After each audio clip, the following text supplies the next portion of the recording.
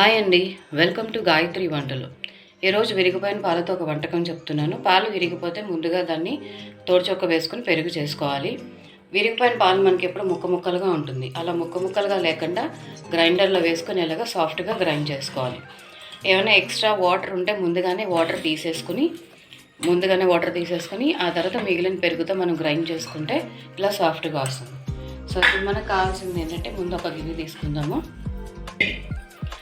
ఈ పాలు తోడుపెట్టని విరిగిపోయిన పాలు గిన్నెలోకి తీసుకుందాం. ఎంత కావాలో అంతే తీసుకుందాము. ఒక పెద్ద సైజు ఉల్లిపాయలు సన్నగా తరిగినవి,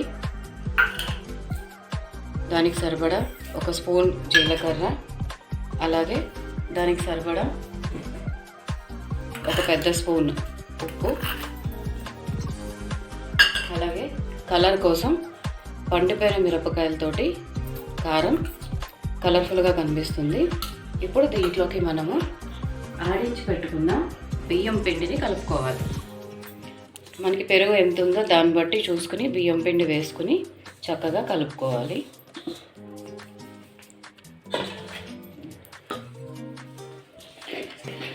అంతా కూడా ఉండలు లేకుండా సరిగ్గా కలుపుకోవాలి. ఒకవేళ పెరుగు చాలకపోతే దాన్ని చూసుకుని మళ్ళీ పోసుకుంటూ నెమ్మదిగా కలుపుకుంటూ ఉండాలి. సో ఇలా కన్సిస్టెన్సీ చూసుకొని మనం పోసుకోవాలి. నేనైతే మీకు మొత్తం మజ్జిగ, ముందుగా తీసి పెట్టిన నీళ్లు, ఇంకొంచెం వాటర్ వేసి కలిపాను. అలాగే ఈ తోడుపెట్టిన పెరుగు కనుక మనం కొంచెం ఒకరోజు బయట ఉంచితే అది పుల్లగా అవుతుంది. ఆ పుల్లటి పెరుగులో మనం బియ్యం పిండి వేసుకుంటే ఇంకా రుచిగా ఉంటుంది. ఇప్పుడు స్టవ్ వెలిగించుకొని పెనం పెట్టుకుందాం. వేడెక్కింది. సో కొంచెం ఆయిల్ వేసుకుంటున్నాను. మామూలుగా మనం రవ్వ దోశలు, మిగతా శనగపిండి దోశలు ఎలా వేసుకుంటామో అలా వేసుకోవాలి.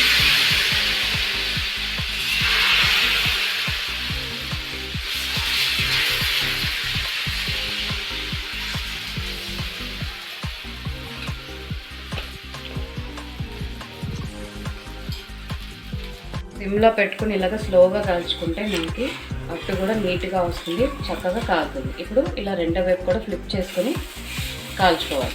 ఆయిల్ కావాలంటే వేసుకోవచ్చు, లేదంటే లేదు. నేనైతే చాలా కొంచెం ఆయిలే వేస్తాను. చూసారుగా, ఫస్ట్ అట్టు వేసి ముందే ఆయిల్ మళ్ళీ వేయలేదు. ఇది కూడా ఇలా రెండో వైపు సిమ్లో పెట్టి కాల్చుకుంటే క్రిస్పీగా వస్తుంది. మొత్తం అట్టంతా కూడా సమానంగా కాలుతుంది. సో ఇలా రెండో వైపు కూడా కాల్చుకొని టర్న్ చేసి పెట్టుకుంటే బాగుంటుంది.